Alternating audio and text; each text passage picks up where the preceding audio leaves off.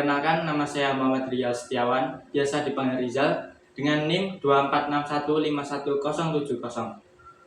Saya dari kelas TBI 1C, berasal dari Boyolali.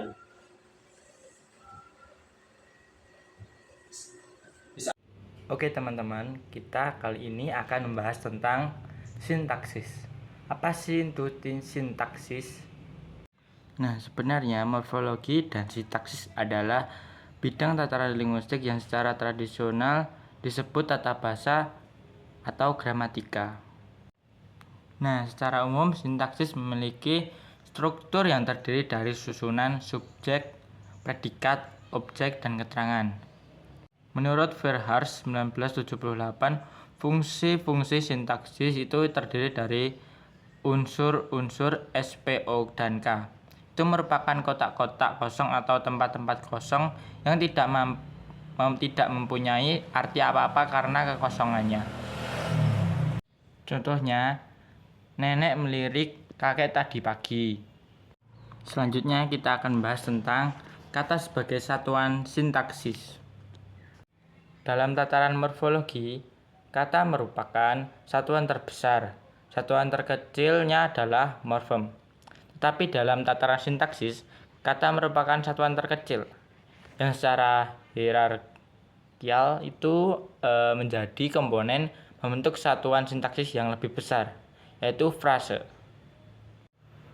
Dalam pembicaraan kata sebagai pengisi satuan sintaksis, pertama-tama kita harus bedakan dulu adanya dua macam kata, yaitu yang disebut kata penuh full word dan kata tugas functions on word.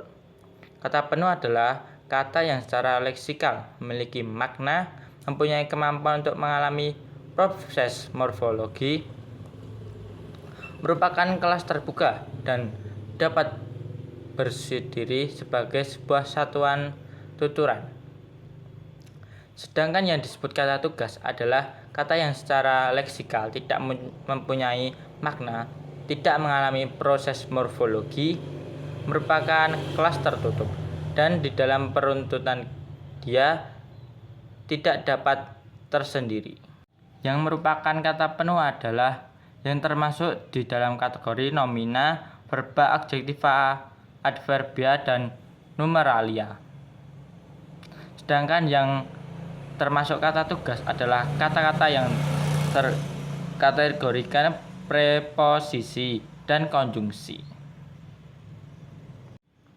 Nah, pada bab morfologi terdahulu ada disebutkan bahwa kata adalah satuan gramatikal yang bebas dan terkecil.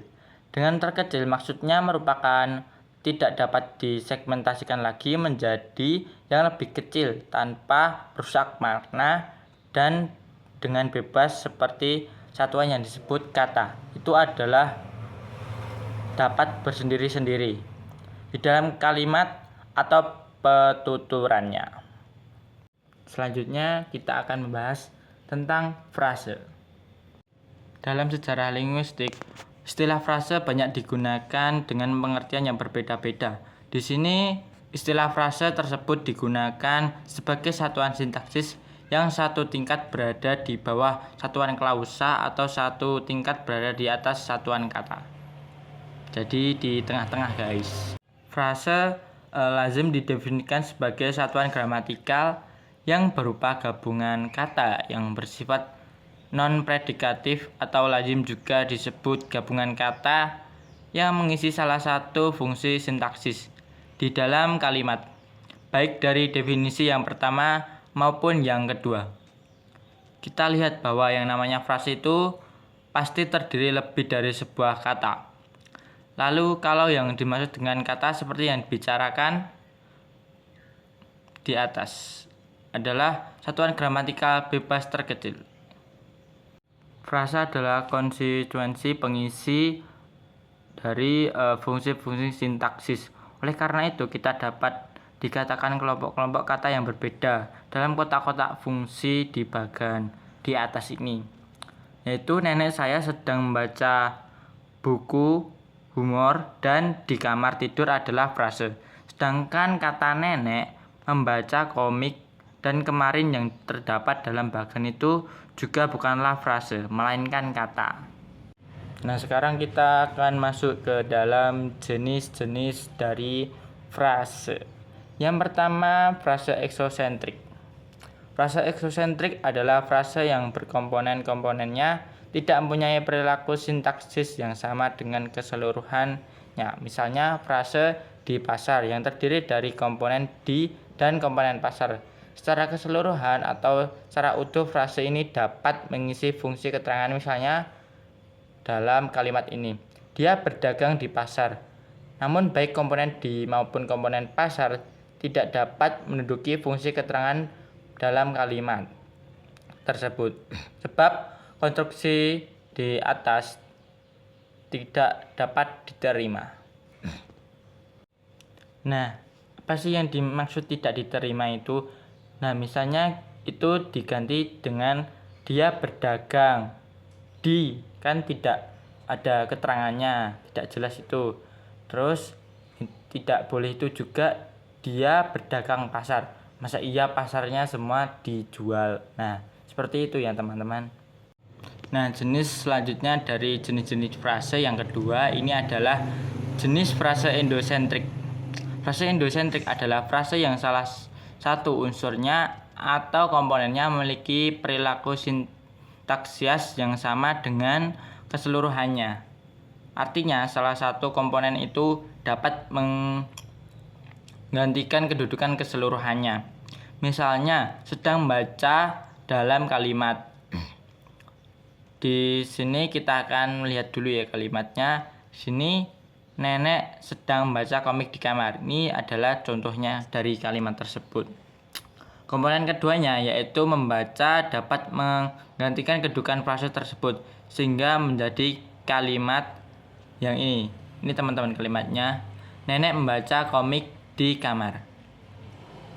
Selanjutnya ini ada frase koordinatif.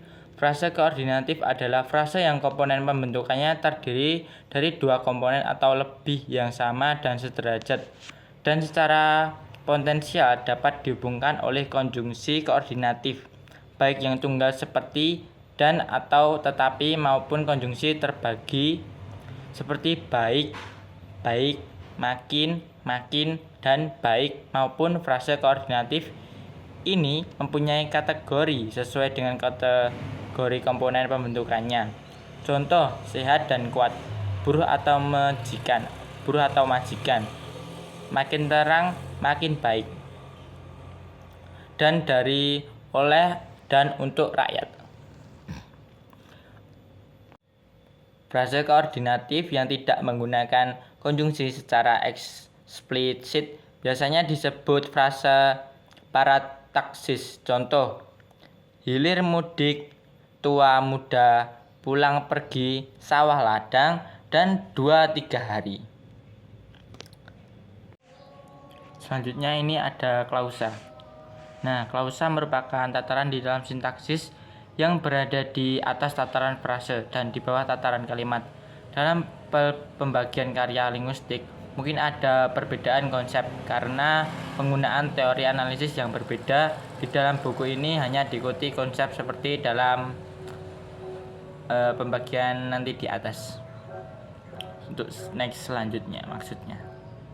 Klausa adalah satuan sintaksis berupa runtunan kata-kata berkonstruksi predikatif. Artinya di dalam konstruksi itu ada komponen berupa kata atau frase. Itu yang disebut klausa. Selanjutnya kita akan bahas tentang kalimat.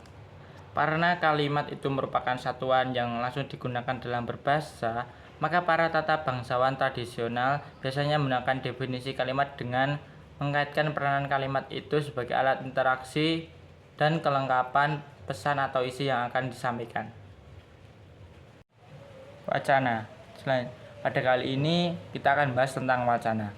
Banyak dan berbagai macam definisi tentang wacana telah dibuat orang lain. Sebenarnya kita itu kan udah banyak dengar tentang kata wacana itu kan. Nah, definisi dari wacana ini adalah satuan bahasa yang lengkap sehingga dalam hierarki gramatika merupakan satuan gramatikal tertinggi atau terbesar.